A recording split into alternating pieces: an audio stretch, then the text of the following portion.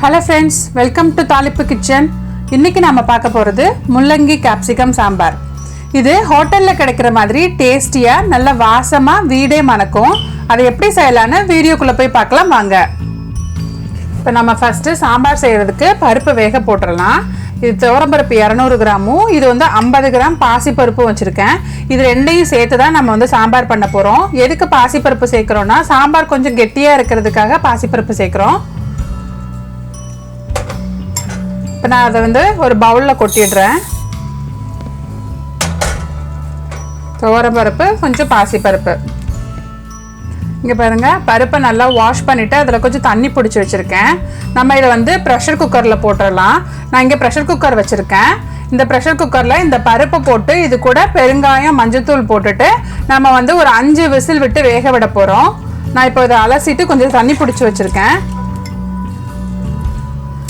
இதுக்கு பருப்பு வேக போடுறதுக்கு தண்ணி அளவு இல்லை, நீங்கள் கரெக்டாக ஊற்றணும்னு அவசியம் இல்லை. அதுக்கப்புறம் நம்ம திருப்பி குழம்பு வைக்க போகையில் திருப்பி நம்ம தண்ணி தான் ஊற்ற போகிறோம். அதனால் உங்களுக்கு தேவையான அளவு தண்ணி ஊற்றிக்கோங்க.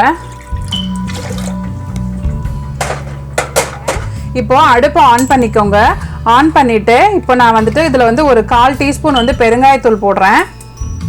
அப்புறம் வந்து 1/4 டீஸ்பூன் வந்து மஞ்சத்தூள் போடுறேன். அப்புறம் நான் வந்து ஒரு 3 தக்காளி வந்துட்டு நறுக்கி வச்சுருக்கேன். இப்போ இதையும் வந்து இது கூடயே போட்டு வேக போட போகிறேன். ஏன் வந்து நான் பருப்புலேயே வேக போடுறேன்னா என்னோட தக்காளி கொஞ்சம் நல்லா கல்லாட்டாக இருக்கும், ரொம்ப கெட்டியாக இருக்குது. அதனால் இதை வேக வைக்கிறதுக்காக நான் வந்து இப்போ பருப்புலேயே போட்டு வேக போடுறேன். உங்களோடது நல்லா பழுத்து தக்காளியாக இருந்தால் நீங்கள் வந்து குழம்பு போடலையே குழம்பு கூட்டையிலேயே நீங்கள் வந்து அப்போ போட்டுக்கலாம். இப்போ நான் இந்த பருப்பு கூடையே வந்து தக்காளியும் சேர்த்துறேன். இது வந்து ஒரு 3 தக்காளி, மீடியம் சைஸ் தக்காளி வந்து 3 தக்காளி போட்டிருக்கேன். இப்போ நம்ம இதை வந்து கிண்டிடலாம். இந்த கிண்டிட்டு நாம் வந்துட்டு விசில் போட்டு 5 விசில் விட போகிறோம்.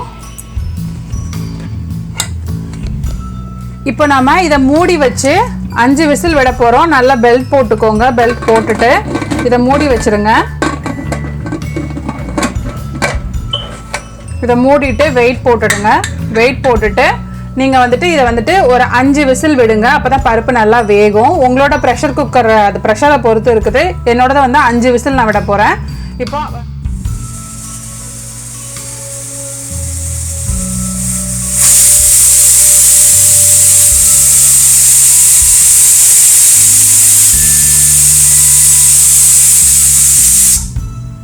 பாருங்க 5 விசில் ஆயிடுச்சு. நான் இப்போ இதை எடுத்து தனியாக வச்சுட்டு நம்ம இப்போ குழம்பு தாளிச்சு விடலாம். ஃபர்ஸ்ட் விசில் அடங்கட்டும். நான் இதை தனியாக எடுத்து வச்சிடுறேன்.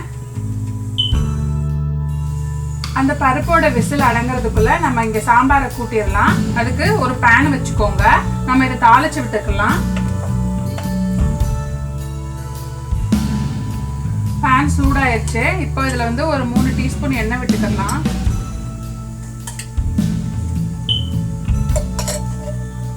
இப்போ பேன் சூடாயிட்டு எண்ணெயும் ஊற்றியாச்சு. எண்ணெயும் காஞ்சிருச்சு. எண்ணெய் காஞ்சதுக்கப்புறம் 1 டீஸ்பூன் கடுகு போட்டுக்கோங்க. கொஞ்சமாக உளுந்து,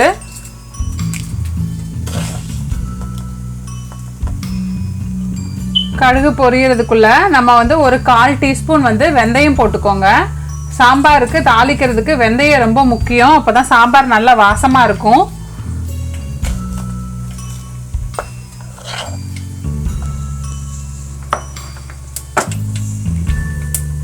இப்போது வெந்தயம் கடுகெல்லாம் பொரிஞ்சதுக்கப்புறம் நம்ம வந்துட்டு 1 டீஸ்பூன் நீங்கள் வந்து சீரகம் போட்டுக்கோங்க. இங்கே பாருங்கள், நல்லா வெந்தயம்லாம் செவந்துருச்சு. கடுகும் நல்லா பொரியுது பாருங்கள். இப்போ இந்த ஸ்டேஜில் நீங்கள் ஜீரகம் சேர்த்துக்கோங்க.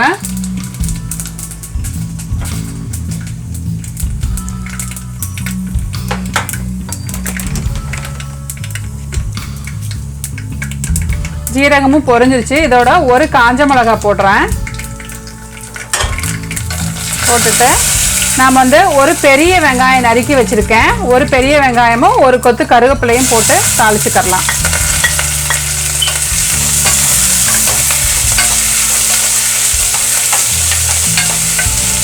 உங்ககிட்ட சின்ன வெங்காயம் இருந்துச்சுன்னா சின்ன வெங்காயமும் சேர்த்துக்கோங்க. சின்ன வெங்காயம் இன்னும் சூப்பராக இருக்கும்.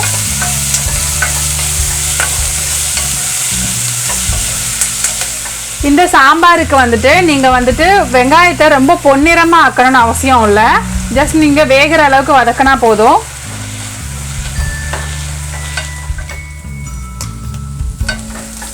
பாருங்கள் வெங்காயம் நல்லா வதங்கிருச்சு.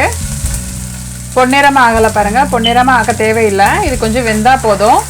இதை வந்துட்டு அதுக்கப்புறம் நான் காய் கட் பண்ணி வச்சுருக்கேன். நான் முள்ளங்கி கட் பண்ணி வச்சுருக்கேன், முள்ளங்கியும் க்ரீன் கேப்சிகமும் கட் பண்ணி வச்சுருக்கேன். இப்போ நம்ம ஃபஸ்ட்டு முள்ளங்கியை போட்டு வதக்கிடலாம். கேப்சிகமும் இப்போயே நீங்கள் சேர்க்கக்கூடாது.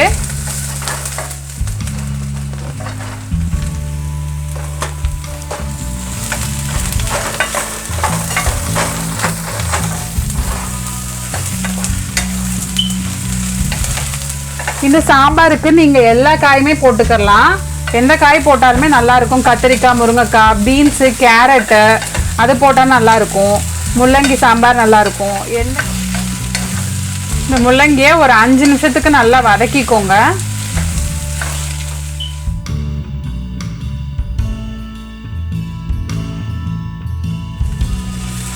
பாருங்கள் முள்ளங்கி நல்லா வதங்கிருச்சு.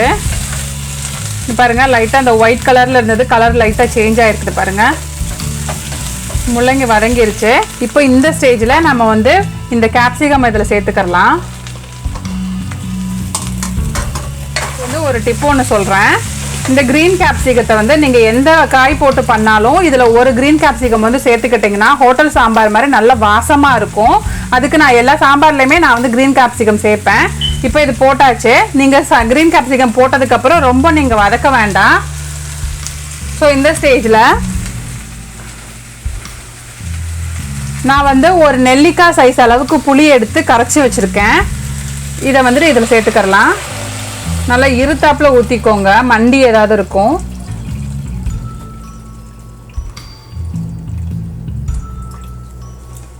ஃபஸ்ட்டு கொஞ்சமாக புளி தண்ணி ஊற்றிக்கோங்க, ஏன்னா பருப்பில் வேற அங்கே பருப்பு அடுத்து நம்ம ஊற்றுவோம், பருப்பில் வேற கொஞ்சம் தண்ணி இருக்கும், அதனால் கொஞ்சமாக ஃபஸ்ட்டு சேர்த்துக்கோங்க, புளி தண்ணி கூட்டிக்கோங்க.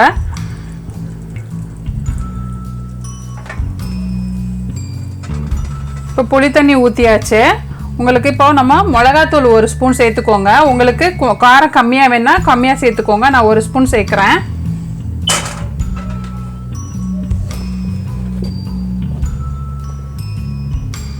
மல்லித்தூள் வந்துட்டு ஒரு 3/4 ஸ்பூன். இது வந்து கொஞ்சம் சின்ன ஸ்பூனு, அதனால 1 ஸ்பூனுக்கு கொஞ்சம் கம்மியாக மல்லித்தூள் சேர்த்துக்கோங்க. ரொம்ப அதிகமாக சேர்க்கக்கூடாது சாம்பாருக்கு மல்லித்தூள்.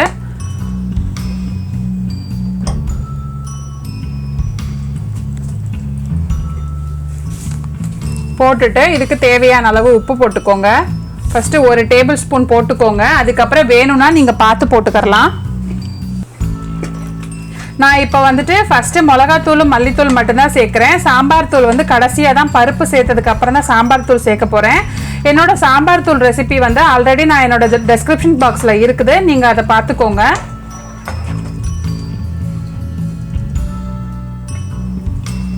இப்போ இந்த முள்ளங்கி வேகட்டும், நம்ம இதை மூடி வச்சிடலாம். இப்போ நம்ம காய் வெந்துருச்சான்னு பார்க்கலாம்.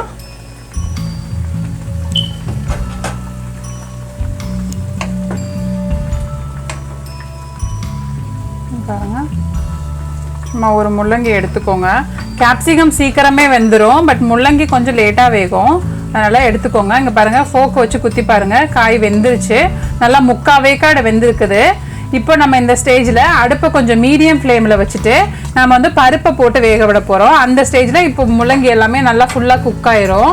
இப்போ நம்ம அடுப்பை கொஞ்சம் மீடியம் ஃப்ளேமில் வச்சுக்கோங்க. வச்சுட்டு நம்ம பருப்பு வேக வச்சுருந்தோம்ல, இங்கே பாருங்கள் பருப்பு நல்லா வெந்திருக்குது. நீங்கள் வந்து அதை ஓப்பன் பண்ணவுடனே, விசில் அடங்கினவுடனே ஓப்பன் பண்ணி லைட்டாக வந்து கரண்டியை வச்சு இப்படி மசிச்சு விடுங்க. ரொம்ப வந்து மசிச்சிடாதீங்க, இந்த அளவுக்கு கொஞ்சம் கொஞ்சம் பருப்பு தெரியணும், இந்த மாதிரி மசிச்சு விட்டுக்கோங்க. இப்போது நம்ம இதை வந்துட்டு இந்த குழம்பு கூட சேர்த்துடலாம். பொறுமையாக சேருங்க, மேலே தெரிக்கும்.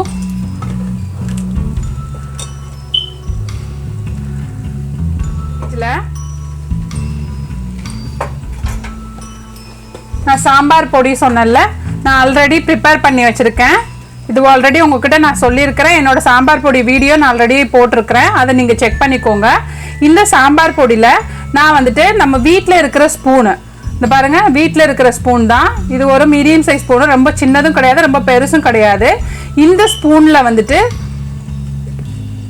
நான் வந்துட்டு ஒரு 2.5 ஸ்பூன் போட போகிறேன். நல்லா ஃபுல்லாக எடுத்துக்கோங்க. ஃபுல்லாக எடுத்துகிட்டு ஒரு 2.5 ஸ்பூன் வந்துட்டு சாம்பார் பவுடர் போட்டுக்கோங்க. இந்த சாம்பார் பவுடர் தான் சாம்பாருக்கு நல்ல வாசம் தரக்கூடியது. இதையும் போட்டுட்டு நல்லா கிண்டி விட்டுக்கோங்க. சாம்பார் பொடி போட்டுட்டு கொஞ்சம் லைட்டாக அந்த சாம்பார் பொடியை நல்லா கலக்கி விட்டுடுங்க. கலக்கி விட்டுட்டு இப்போ இதில் நீங்கள் வந்து உப்புலாம் செக் பண்ணிக்கோங்க. உப்பு செக் பண்ணிவிட்டு இதை வந்து ஒரு 5 நிமிஷம் மூடி வச்சுக்கிறலாம். இது கொதிக்கட்டும். பருப்பு போட்டதுக்கப்புறம் ரொம்ப ஹை ஃப்ளேமில் வச்சு கொதிக்க விடாதீங்க. பருப்பு அப்புறம் கீழே அடி பிடிச்சிரும். சாம்பாரே வந்து அடி பிடிச்ச வாடை அடிக்கும். இங்கே பாருங்கள், நான் வந்து கொஞ்சம் மீடியம் ஃப்ளேமுக்கும் கொஞ்சம் கம்மியாக தான் வச்சுருக்கேன். நல்லா கொதிச்சுட்டு வருது பாருங்கள். இப்போது ஆல்ரெடி 5 நிமிஷம் ஆச்சு, கொதிக்குது. இப்போ இந்த ஸ்டேஜில் நான் வந்துட்டு ஒரே ஒரு டீஸ்பூன் வந்து நெய் போடுறேன். நெய் போட்டிங்கன்னா இன்னும் நல்லா வாசமாக இருக்கும். ரொம்ப சேர்க்காதீங்க, 1 டீஸ்பூன் போட்டுக்கோங்க. பாருங்க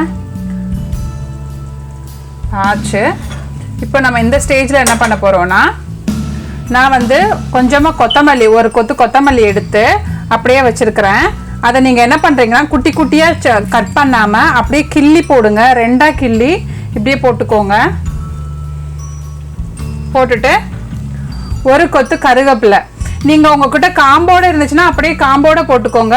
நான் வந்துட்டு அப்படியே சும்மா உரிச்சு வச்சுருந்தேன், அதை அப்படியே போட்டுறேன். இப்போ இதை ஒரு 2 நிமிஷம் மூடி வைக்கலாம்.